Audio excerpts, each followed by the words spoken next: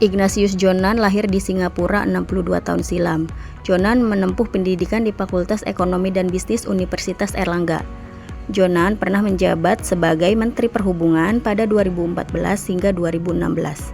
Namanya baru dikenal luas saat ditunjuk menjadi Direktur Utama PT Kereta Api Indonesia atau KAI pada 2009.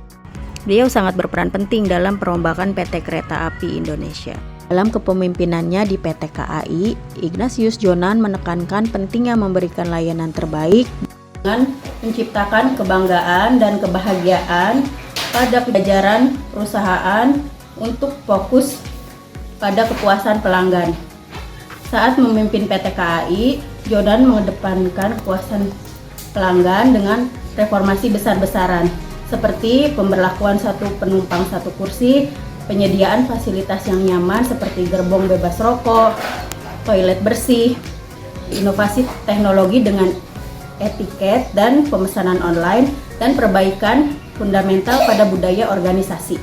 Beliau memiliki nilai akuntabel atas kepercayaan yang diberikan sebagai Direktur Utama PT KAI.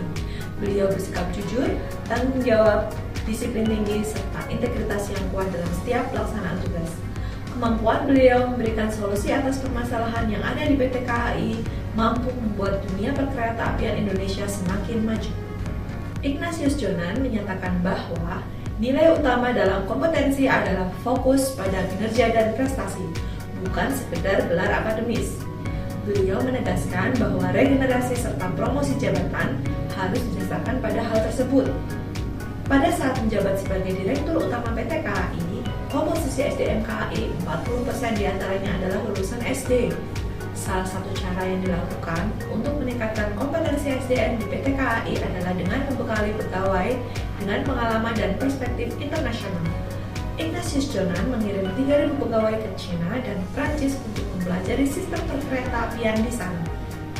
Ignatius Jonan pada masa kepemimpinannya sebagai Direktur Utama PT KAI tahun 2009 sampai 2014 telah mampu menghidupkan suasana lingkungan kerja yang kondusif dan selalu memposisikan dirinya sebagai pemimpin yang bisa menjadi teladan bagi seluruh stakeholder. Hal ini dibuktikan dengan beliau yang dikenal murah senyum dan senang turun ke lapangan.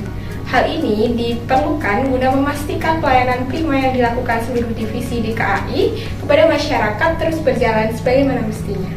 Ketika menjadi Direktur Utama PT KAI, ia menunjukkan loyalitasnya melalui dedikasi dan melakukan perubahan di perusahaan untuk meningkatkan kualitas layanan. Beliau juga menunjukkan komitmen dalam menjalankan tugasnya dengan keliling setiap stasiun di PT KAI, yang menunjukkan loyalitasnya untuk memahami kondisi di lapangan. Seperti yang ia tunjukkan dalam memimpin PT KAI, adaptif ini mencakup kecepatan berpikir dan bertindak dalam menghadapi tantangan di tengah perubahan, yang akhirnya membentuk budaya kerja yang profesional. Inovasi beliau dalam menerapkan teknologi untuk pemesan tiket secara online dan memberlakukan etiket memudahkan dan mempercepat proses pembelian tiket serta meningkatkan efisiensi. Beliau juga menerapkan prinsip leading by example, menjadi teladan bagi bawahannya.